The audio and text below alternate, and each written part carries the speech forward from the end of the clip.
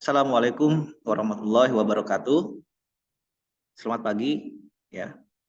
Baik, pada kesempatan kali ini saya akan memberikan materi tambahan ya sebelum masuk ke UTS. Materi yang akan saya tambahkan yaitu tentang hukum-hukum termodinamika. Nah, kita mulai dari yang pertama yaitu tentang pengertian termodinamika ya. Termodinamika adalah cabang dari ilmu fisika yang mempelajari hukum-hukum tentang hubungan kalor dan usaha. Di sini termodinamika berasal dari kata termos yang artinya panas dan dinamik yang artinya perubahan. Ya. Termodinamika ini jadi kaitannya erat dengan kalor, suhu ya, nanti energi dan seterusnya. Baik, di sini ada pengertian-pengertian yang perlu diketahui ya, yaitu ada pengertian sistem dan lingkungan. Dalam termodinamika, sistem adalah satu kesatuan yang sedang diamati. Jadi kalau kita mengamati sesuatu, maka yang kita amati itulah sistem. Oke. Kemudian ada lingkungan. Lingkungan adalah segala sesuatu yang berada di luar sistem yang sedang kita amati tadi. Kemudian di antara sistem dan lingkungan ada batasan. Ya, batasan sistem yaitu sesuatu yang membatasi antara sistem dan lingkungan. Supaya lebih paham atau lebih mengerti, ini ada contoh yaitu tentang termos ya. Termos di sini adalah sistem ya. Jadi air panas yang ada dalam termos tersebut, air panasnya merupakan sistemnya yang ada di dalam termos. Kemudian segala sesuatu di luar termos itu adalah lingkungannya. Ya, segala sesuatu yang ada di luar termos itu lingkungannya. Nah, yang membatasi antara air panas dan lingkungan sekitar termos, yaitu termos itu sendiri atau yang mewadai itu adalah batasannya ya. Oke, itu supaya lebih paham. Kemudian dalam termodinamika juga ada namanya sistem terbuka, yaitu sistem yang kita amati ya, itu terbuka, yaitu yang melibatkan pertukaran massa dan kalor antara sistem dan lingkungan. Jadi dia melibatkan pertukaran massa dan kalor langsung. Di sini misalnya ada sungai ya, air dalam sungai ini dia melibatkan massa dan kalor pertukaran ya langsung. Air sungai ini dan di luar air sungai adalah lingkungannya, jadi ada pertukaran massa dan kalornya. Kemudian ada contoh yang lain adalah api unggun ya. Di api unggun ini juga ya, di luar api unggun ini adalah lingkungannya. Dia ada pertukaran kalor dan massa. Oke, itu sistem terbuka. Sedangkan ada yang namanya sistem tertutup. Itu sistem yang tidak melibatkan pertukaran massa dan kalor antara sistem yang kita amati dan lingkungan yang ada di sekitarnya. Sistem tertutup ini ada dua macam, yaitu sistem tertutup yang biasa dan sistem tertutup yang terisolasi. Sistem tertutup yang terisolasi ini memiliki batasan sistem yang lebih kuat ya dibandingkan dengan sistem yang tertutup yang biasa. Contohnya adalah nih. Oke, contohnya di sini ada kotak makan, ada panci yang ditutup ya, dan ada termos. Di sini ini sistem tertutup yang ini kotak makan dan panci ini. Sedangkan sistem tertutup yang terisolasi adalah yang termos ini, lebih kuat ya. Oke. Kemudian kita masuk ke hukum termodinamika. Hukum termodinamika itu ada 4. Dimulai dari 0, 1, 2, 3. 0, 1, 2, 3.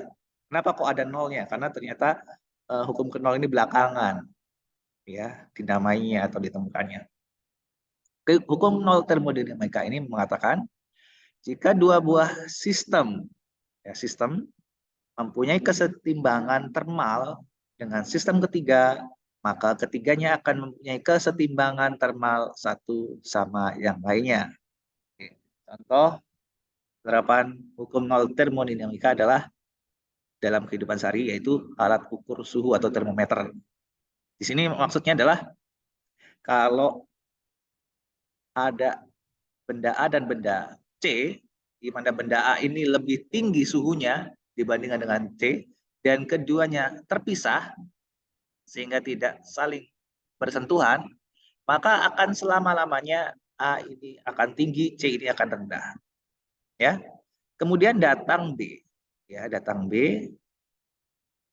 Ya, dia bersentuhan A dan B dan C, maka di sini akan terjadi kontak ya. Di sini ada aliran kalor ya. Sehingga nanti di sini A, B, C akan mengalami suhu yang sama. Disinilah yang dinamakan dengan kesetimbangan termal, di mana suhu akhir A, B, dan C ini adalah sama. Itu adalah hukum termodinamika ke-0 ya.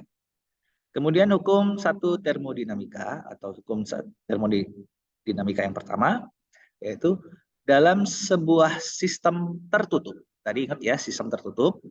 Perubahan energi dalam sistem, energi dalam itu adalah energi kinetik dan potensial yang ada di dalam sistem tersebut ya, akan sama dengan banyaknya kalor yang masuk ke dalam sistem dikurangi dengan usaha yang dilakukan oleh sistem. Oke ya, jadi perubahan energi dalam itu adalah sama dengan kalor yang masuk ya dikurang usaha yang dilakukan oleh sistem. Delta U sama dengan Q dikurang W. Ya, rumusnya. Di mana delta U itu bertanda positif, nanti tandanya positif jika sistem mengalami kenaikan suhu. Dan bertanda negatif jika sistem mengalami penurunan suhu. Ya. Kemudian Q itu adalah kalor, bertanda positif jika dia menyerap kalor. Jadi kalau ada sistem itu menyerap kalor, Q-nya positif. Dan bertanda negatif dia jika sistem tersebut melepaskan kalor. Ya. W itu adalah kerja, bertanda positif jika dia melakukan usaha, dan bertanda negatif jika sistem tersebut menerima usaha. Nah, di sini penjelasannya lebih lanjut adalah apabila kalor diberikan pada sistem, kita memberikan kalor pada sistem, maka volume dan suhu sistem tentu akan bertambah, ya. Terlihat dengan mengembang dan bertambahnya panas pada sistem tersebut. Sebaliknya, jika kalor diambil dari sistem, maka volume dan suhu sistem menjadi berkurang, terlihat dengan sistem yang menyusut dan terasa lebih dingin ya. Oke. Suatu sistem yang telah mengalami perubahan volume nantinya akan mengalami usaha. Jadi kalau perubahan volume dia akan melakukan usaha. Kemudian sementara sistem yang mengalami perubahan suhu maka cenderung mengalami perubahan energi dalamnya. Jadi keberadaan kalor yang diberikan kepada sistem dapat menyebabkan sistem melakukan usaha ya karena ada perubahan volume dan akan menyebabkan perubahan energi dalam ya. Oke, kemudian ada proses termodinamika ya. Sebelum bahas ke hukum yang kedua ya, di sini ada proses termodinamika, yaitu proses yang dialami oleh sistem yang melibatkan adanya perubahan energi akibat tekanan yang berubah, volumenya berubah, temperaturnya berubah, atau perpindahan kalor ya. Jadi perubahan energi ya yang diakibatkan oleh ini, perubahan tekanan, volume, temperatur, dan perpindahan kalor. Proses perubahan energi ini dalam termodinamika, proses itu ada 4, yaitu proses isohorik, proses isobarik, proses isotermal, dan proses adiabatik. Ya, ini mungkin pernah ya dengar di SMA dulu ya. Di sini pengertian dari proses isohorik adalah proses perubahan keadaan termodinamika yang terjadi pada keadaan volume konstan ya atau tetap.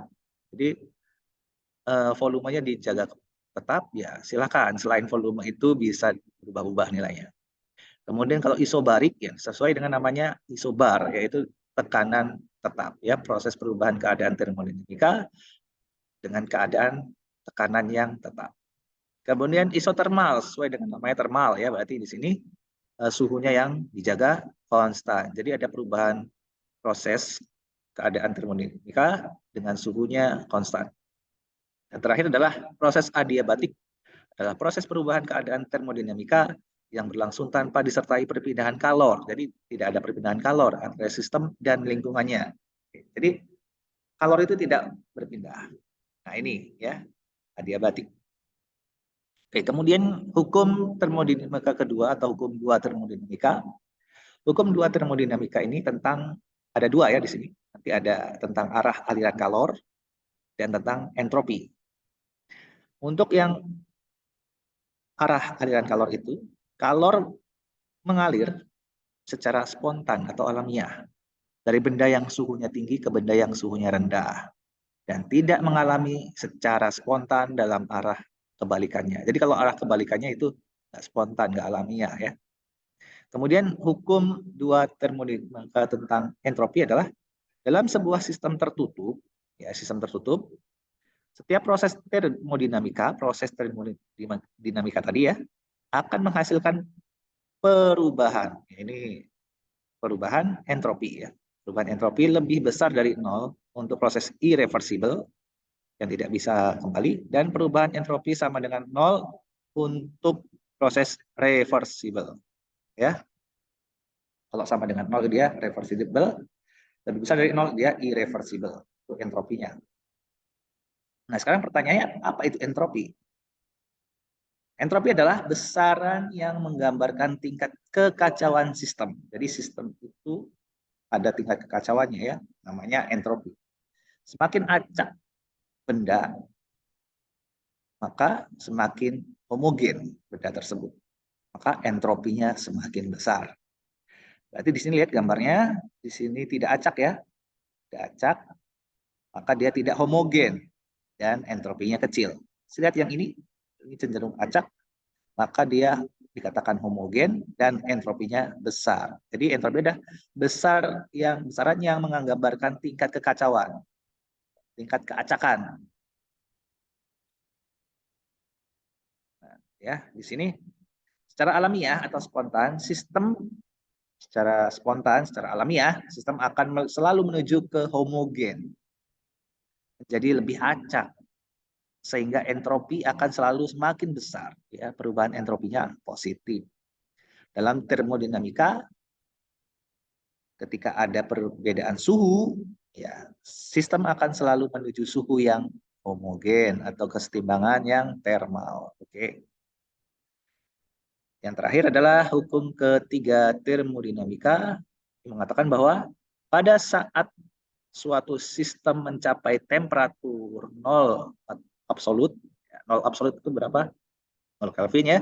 Semua proses termodinamika tadi akan berhenti dan entropi acakan tadi sistem akan mendekati nilai minimnya. Itu adalah hukum termodinamika. Nah, itulah hukum-hukum termodinamika secara umum ya. Mudah-mudahan bermanfaat. Ini adalah tambahan materi untuk TS nanti. Demikian, semoga bermanfaat. Assalamualaikum warahmatullahi wabarakatuh.